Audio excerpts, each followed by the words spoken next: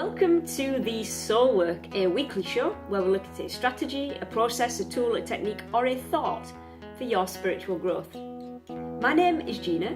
I'm a spiritual teacher, creator of Soul Quest, and the LGBTQ advocate within the spiritual world. In this episode, let's talk about how to stop overthinking. And I want to begin this episode by reading an extract from an email. Okay, ready? I have a mind that never sleeps. I think about what I'm doing now, what I did 5 minutes ago, 5 hours ago, 5 days ago. In each of those, did I do my best? Could I have done more? Did I phrase everything correctly with people?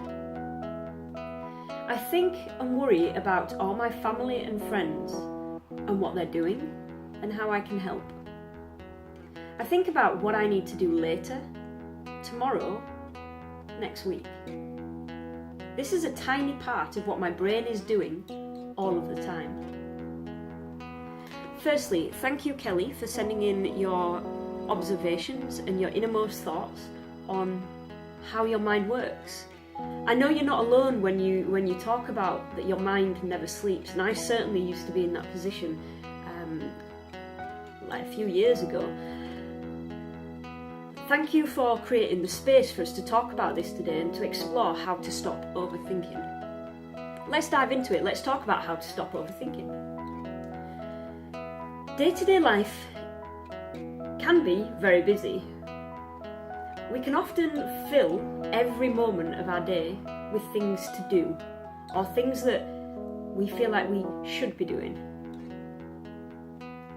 I want you to begin by creating space in your life to breathe and to recognise what's actually going on for you, both in your mind, within your life experience, your family unit, all of those things. Create some space in your life, because when you create some space, that's when you can really start to reflect on what's going on for you, and it helps you to raise your awareness on what's going on for you in your life at the moment. And when you've created that space in your life, I then want you to check in with your thoughts. So by that I mean, I want you to become more aware of the thoughts that you're thinking. So when you recognise that you're having a thought, which we don't always do, I want you to think about what it is that you're thinking. Let me elaborate on that a little bit more. So when you're going about your day-to-day stuff, chances are you're not very conscious of the thoughts that you're thinking. But occasionally a thought will come and you will notice it and it will make you stop. When you become aware of those thoughts, ask yourself, what is it that I was thinking in that moment? And one thing to be aware of is, don't judge it where you catch it. Most people want to catch it before it's even started. But if you're not truly aware of your thoughts, and this process isn't familiar for you, chances are you're not going to catch it right at the beginning. You might catch it halfway through. You might catch it when you've kind of wandered off down a 15-minute rabbit hole with it. It's really not important. Don't judge where you catch it. It doesn't matter where you catch it. It matters that you do notice it. And when you have noticed it and you've recognised it and you've thought about what it is that you're thinking, notice how that thought has affected your emotions. Because it will. Acknowledge the thought that you had and also the emotions as they arise. Make sure that you recognise it. Give it some space and say, yes, I hear you. I hear that thought that's going on right now, and I can recognise how that's now affecting me. What most people will do at this point is they'll recognise the thought and they'll stop it dead. They'll go, no more, stop! Don't want this one to carry on. Don't do that. What I want you to do instead is to acknowledge that the thought is there and then give it some space to play out. And by that I mean, don't cut it short. Let it unfold. Let it be what it is. Let that thought come out. You're not judging it, you're not stopping it, you're not doing any of that stuff. Just let it unfold, let it be as it is.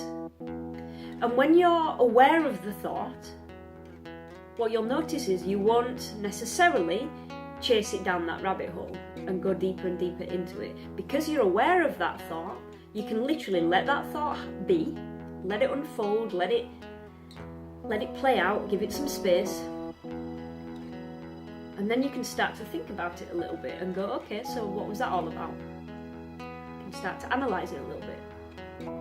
Now, what I want you to actually get to here is where when you have a thought, you can give it some space, let it have that space, and then let it drift on.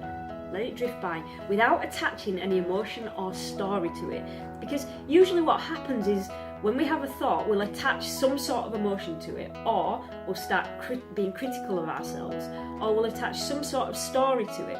And then when you do that, that's when it will go off on a tangent and you'll start following it. Next thing you know, you're 10 minutes down the line and you go, whoa, what was that all about? Okay? This is all about letting the thoughts drift on by without attaching any emotion or story to it. This is about you detaching from your thoughts, because your thoughts are just that. They're thoughts. So let them drift by. They don't need to hold a permanent residence in your mind. Okay? And what you'll notice is, as you practice this, you'll recognise your thoughts more quickly because you're more aware of your thoughts, but also you'll be able to detach a lot easier from them. Okay, I'm going to run through that process again for you so you've got it clear in your mind, and then I want you to practice it. So the first thing is to create space in your life. You need that space to be able to do any of this stuff. The second thing is then to check in with your thoughts. Ask yourself, what is it that I'm thinking? And then once you know what that thought is, how has it affected your emotions? Acknowledge the thought, acknowledge the emotion, give it some space to play out.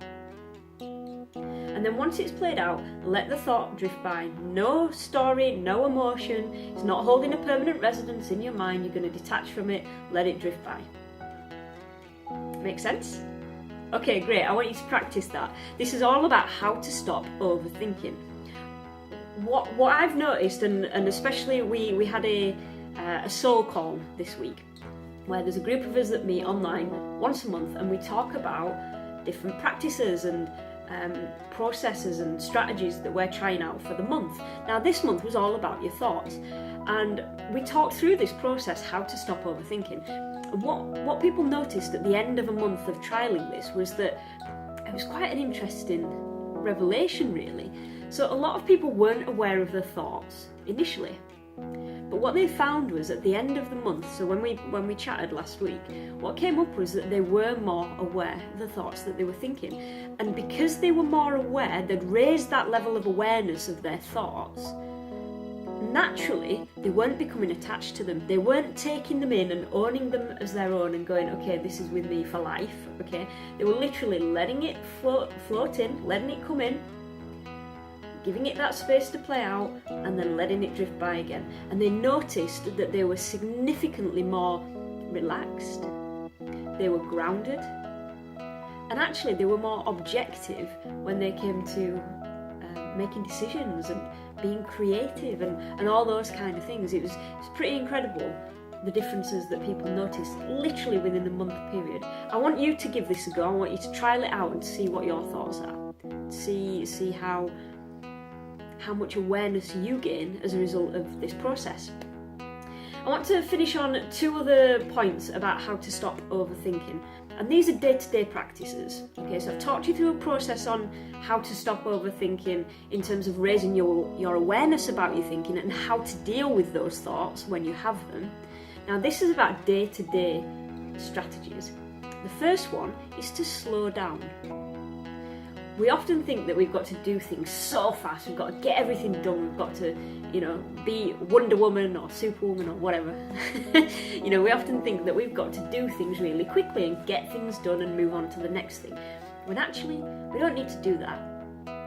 If you slowed down, you gave yourself some space, you'd notice a significant difference in your life. You'll also notice that those thoughts, they won't be there as much. So slow down.